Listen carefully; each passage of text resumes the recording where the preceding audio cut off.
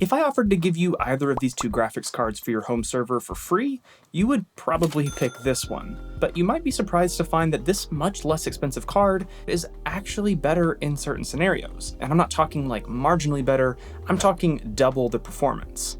And this is exactly why I decided to make this video. If you're looking for some sort of graphics card for your media server or your home lab, odds are you're not looking at 4090s. There's a really good chance you're looking for small, low-profile cards that don't draw a ton of power. Since there's not a ton of information on cards like this out there, I decided to grab a handful and test them out, both in terms of how they would perform with tasks like transcoding, but also how efficient they are. And the difference between these two cards wasn't the only thing that surprised me. For example, I was a bit shocked to see which one of these cards actually drew the least amount of power. So stick around, I think you'll find this video interesting.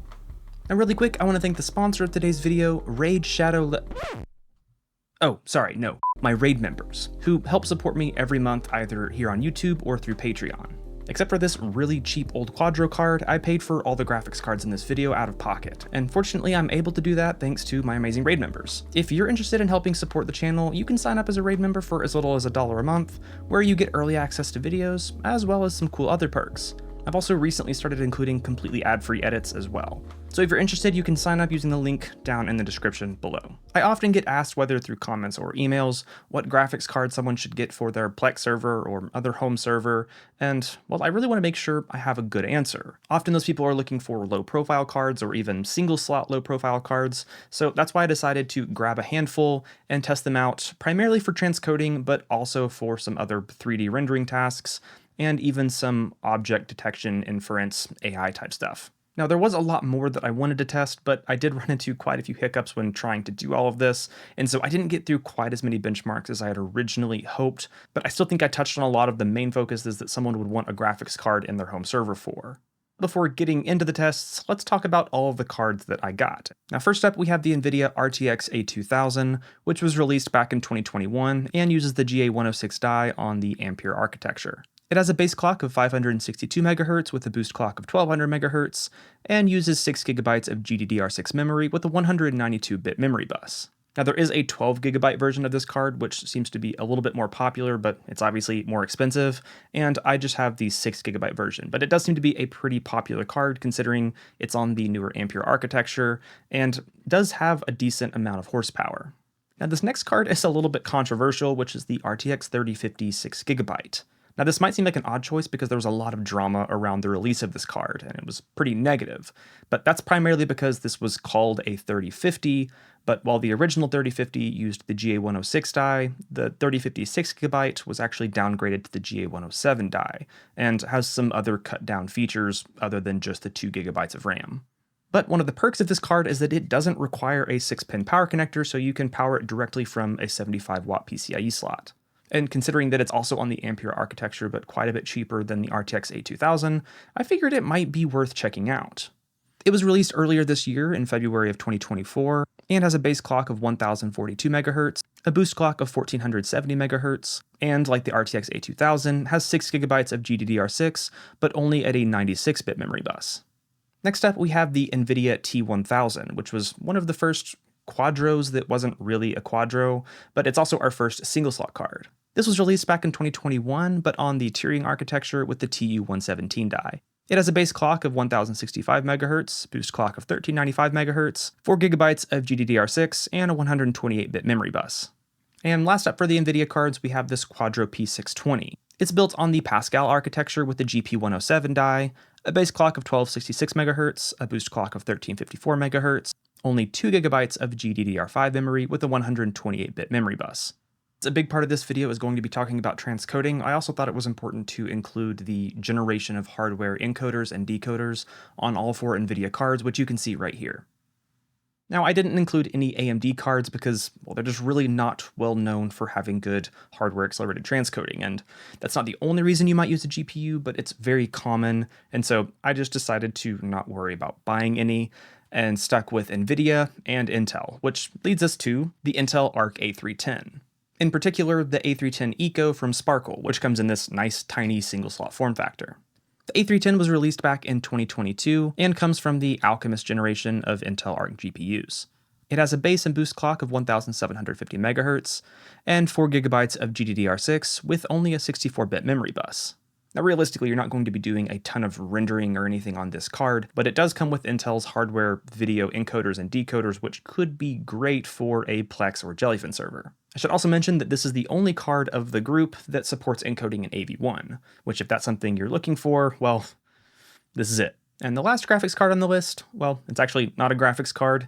It's just the integrated Intel UHD Graphics 630 that's in the i5-8400 I'm using in the test system. Wait. That clearly says i7-8700, not i5-8400. And that's because I got my wires crossed when filming this video and just now caught my error when doing the final edit. Unfortunately, I said i5-8500 or 8400 a bunch of times and also put it on all of the graphs, and I just don't think I have the time to go back and redo all of those graphs and overdub all of the narration. So for the rest of this video, anytime you hear i5-8400 or 8500, just know what I actually meant was i7-8700. I apologize. I'm including this because, well, when it comes to hardware accelerated transcoding, the Intel integrated graphics are actually pretty good, especially if you're doing anything from 7th gen Kaby Lake CPUs onward. That's because all of those CPUs have support for decoding 10-bit HEVC. The test system for this video is the Lenovo P330, which I fixed a while back in a different video. And I chose this because, well, it's actually a pretty solid little system for a home server, and realistically, with the amount of people that are using small form factor machines in their home labs, this would be a realistic use case of where you might actually need a low profile graphics card. Now, I know you're dying to see the results, and we're almost there, but I do want to preface with the fact that I'm not an expert when it comes to benchmarking, and there is a really good chance that there are going to be some small errors, and that I didn't benchmark these in the best way possible. I did my best to create repeatable and accurate benchmarks, and I did go back and retest any outliers, but if there is anything that you feel like I tested poorly or did wrong, make sure to comment down below. I am definitely open to dialogue, and I'd love to have a conversation so people can make better decisions. But with that, let's move on to the data, starting with idle power draw. And if we look here at this graph, we can see that the system with just the i5-8500 and no graphics card idled at around 6.6 watts when running Ubuntu server. For the most part, the rest of the cards were sitting at around 19 to 20 watts, with the RTX A2000 a bit higher, but I was really surprised to see that the oldest card on this list, the Quadro P620, was actually the card that drew the least amount of power, at least when at idle. Now, it didn't occur to me until after I was editing this video that when I tested all of these cards, I had the HDMI cable plugged in just to make sure everything booted up properly. So I went back and retested all of the cards, but this time with the HDMI cable removed. And here you can see that the Quadro P620 still managed to be the graphics card with the lowest idle power draw, but now the Intel Arc A310 actually has the highest idle power draw. Also, it's a little bit nuts that the system without a graphics card is able to only draw 4.5 watts. Next up, I tested out Jellyfin because I'm sure a big reason you're watching this video is because you care about hardware accelerated transcoding for Jellyfin or Plex or something similar. For this, I tested 4 different streaming scenarios and then recorded the last log FPS value from FFmpeg. First up was transcoding a 4K HDR 10-bit HEVC file down to 1080p with no tone mapping. And here you can see the 2 most modern Nvidia cards pulling out in front, with everything else falling back a bit behind. While 86 frames per second with the integrated graphics isn't anything to laugh at, it's still important to note that we're getting much better performance even with the oldest Quadro card. Like I said though, this was with tone mapping disabled, so any HDR footage being played back on a non-HDR device would look a bit washed out, so typically you want to enable tone mapping. With Intel, there's a bit of an advantage because it has access to VPP tone mapping, which I believe is hardware accelerated, so it's a bit more efficient. And for those results, I think it's good to compare them to the non-tone mapped results. Here you can see that the Nvidia card's performance gets cut down by quite a bit, and the Intel Arc A310 and even the integrated graphics make up some ground. Next is just a 4K H.264 file being transcoded down once again to 1080p. And here the Intel A310 actually takes the lead. We now see that the 2 Ampere Nvidia cards are cut down to pretty much the same performance as the Nvidia T1000. So it might be that the newer generation of Nvidia decoders don't have that much of an advantage when it comes to H.264. Now for the next test, I took the exact same 4K H.264 file, but transcoded it down to 720p. Which actually might be pretty realistic if you do a lot of streaming out to mobile devices. And here the results are pretty wild. The Arc A310 had over double the performance of both of the newer RTX cards and the T1000. And in this benchmark, the integrated graphics card actually outperformed all of the Nvidia GPUs, which I have to be honest, I thought there was something I was doing wrong here, but I went back and retested this, and it seems to just be what it is, at least with this file in Jellyfin. Now, I know I said I only tested 4 different streams in Jellyfin, but once again, after my initial round of testing, I decided to go back and do one more test because I noticed that some of the newer cards seem to handle decoding VP9 a bit better. So in this test, I transcoded a 4K HDR10 VP9 file down to 1080p, but I had to select 10 megabits per second to avoid direct streaming. Here, the more modern Nvidia cards definitely separate themselves from the older Nvidia cards, but still the Intel Arc A310 just runs away with it. And I'm not sure if this is due to a better VP9 hardware decoder, a better hardware encoder, VPP tone mapping, or a combination of all of the above. Now, when looking at transcoding performance, I think it's also important to look at efficiency. So here we're looking back at the HDR footage being transcoded to 1080p with tone mapping, but we're also seeing the total system power in watts. And while the newer Nvidia cards do outperform the Intel A310 and the integrated graphics, the power draw with both of those systems is substantially lower. And while the performance of the P620 was lower than the rest of the Nvidia cards, it's important to notice that the power draw is substantially lower. I also recorded the power draw when looking at the 720p test, and this gets even more ridiculous. Both the Arc A310 and the integrated graphics outperformed the Nvidia cards while consuming substantially less power. And once again, while the P620 did have much worse performance than the rest, it's actually important to notice now that the power draw was actually just slightly lower than using the Intel Arc A310. And before moving on, here's the results in frames per second for all 4 tests. I know a lot of people don't actually care as much about real-time transcoding because they just transcode all of their media into an easily streamable format or a format that takes up less space. And so this also sort of represents just how quickly your GPU could help transcode your media library. So these first results we're looking at here are transcoding footage down into 1080p H.264 from a variety of different original media. And it's important to note that this is calculating the render time, so lower is better. You'll also notice that the Arc A310 is missing, and that's because I ran into quite a few issues with the Intel card that I'll talk about later, but long story short, I could not get it working with FFmpeg in Ubuntu server. But back to the results, we see that everything is actually pretty similar across the board, at least when transcoding down to H.264 1080p. Moving to H.265 1080p, we see that the Nvidia GPUs all have a pretty distinct advantage over the integrated graphics. When moving on to 4K H.264, the modern Nvidia cards start to show their strength, with the Quadro P620 falling behind, and the integrated graphics falling even more behind.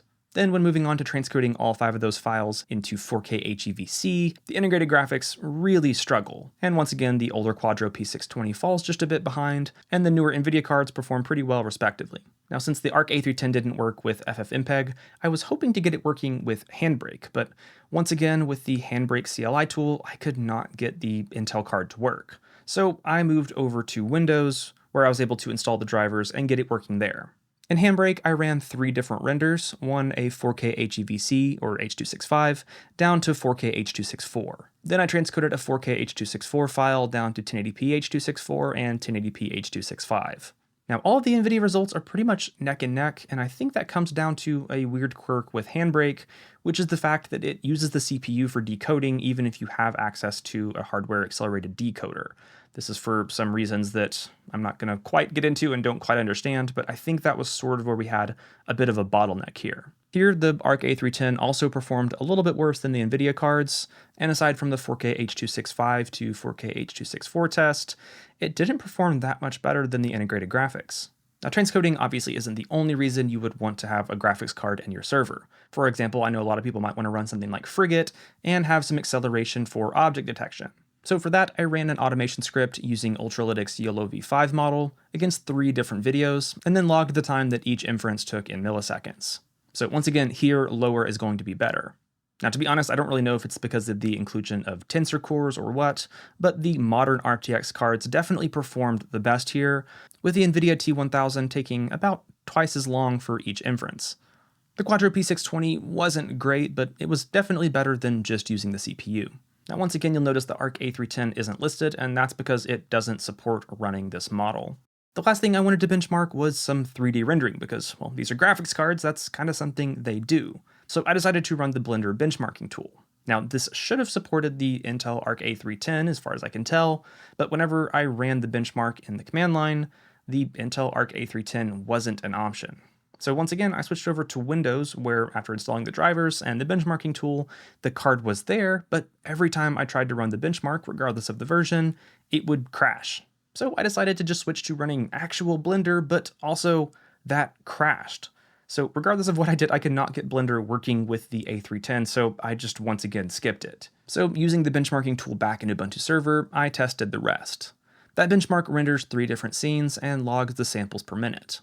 Now, I'm not sure if it's the memory bandwidth or what, but the RTX A2000 really showed its dominance here, not just in terms of performance, but also in efficiency as well. In this graph here, we're looking at the performance in samples per minute of the monster render, but also the total system power in watts. And while the RTX A2000 outperformed everything, while really not drawing that much power and drawing substantially less power than running this off of the CPU. Then we can also take the samples per minute and divide that by the total system power in watts, and we get a samples per minute per watt graph, which is a little bit weird to say, but it does give you an idea of the value here in terms of performance per watt. So if power efficiency is important, but performance is also really important, the RTX A2000 kind of takes the spotlight here. Now, like I said, I really wish I could have done more benchmarks, but due to the issues I was running into with the Arc A310, as well as some other problems I encountered, I just didn't quite get around to it. But still, I feel like what I did cover gives a decent idea of how each of these cards perform. But what I haven't talked about yet is the price. So for this, considering most of these cards are at least a couple of years old now, I just decided to get sort of an average cost kind of based on what I was seeing these cards sell for on eBay. Now, starting with the RTX A2000, I was actually really fortunate and found this one for just $200 on Jawa a while back. But typically on eBay, I see these being sold for roughly like $275 to $300. The RTX 3050 6GB is much newer than the rest, and I actually bought this low-profile card new for I think around $180, but I was seeing some of these low-profile cards being sold used on eBay for roughly $165 or so.